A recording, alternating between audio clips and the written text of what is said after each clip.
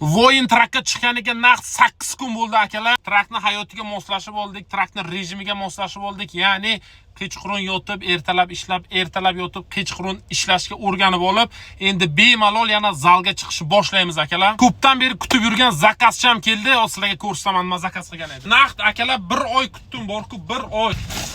Men o'zimni endi собственный shaxsiy zalga chiqish uchun sumkacham bor akalar. $500 oldim. Maqtanib ketay. Bu sumkani akalar eng zo'r tarafi ichi juda ham katta ekan, любой narsa ketadi. Protein, dori, krossovka, tapichka, ish qilib любой narsa sig'adi. Maqtanib, hammaga ko'z-ko'z qilib zalga chiqsam bo'ladi. Spetsial rangini oranjviy olganman, чтобы chetdan bironki meni ko'rsa, ha bu zalga chiqayotgan deyishlari uchun. Sumkadan ham ko'proq xursand bo'ladigan narsa, meni yaqin o'rtog'im Javohir bilan bugun birga zalga chiqamiz. Bitta joydan yuk oldik, bitta joyga drop qildik, endi bitta zalga ham chiqamiz. Akalar, men zalga chiqmoqchi bo'lsam, men shu boynagi kiyimimni kiyaman. Bo'ldi, boshqa tayyorgarlik yo'q. Uzoq borsa, bitta krossovka kiyaman.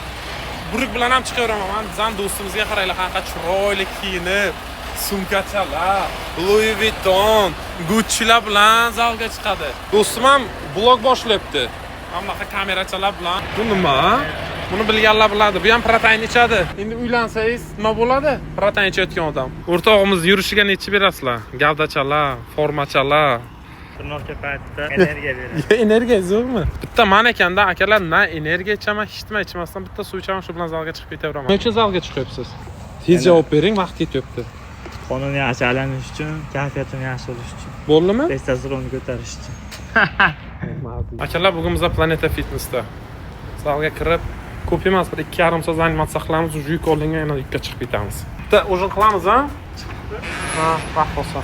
Zo'r trenirovkadan keyin akalar mazza qilib, mana bunaqa shvedskiy stolda o'rtog'ingiz bilan mazza qilib bitta o'zincham qilasizlar. Dalcha soqqani bosishga chiqib ketasizlar. Qani salat ko'rsang-da, u salat uchun syomka qilyapmiz, qani? Menimcha hamma Daniya boychiklash o'zini yaqinni ko'rib qolsa, birinchi qiladigan ishi mehmonga chaqiradi-yu, davay deydi, bor budini qo'yib, mana shunday qilib mehmon qiladi akalar.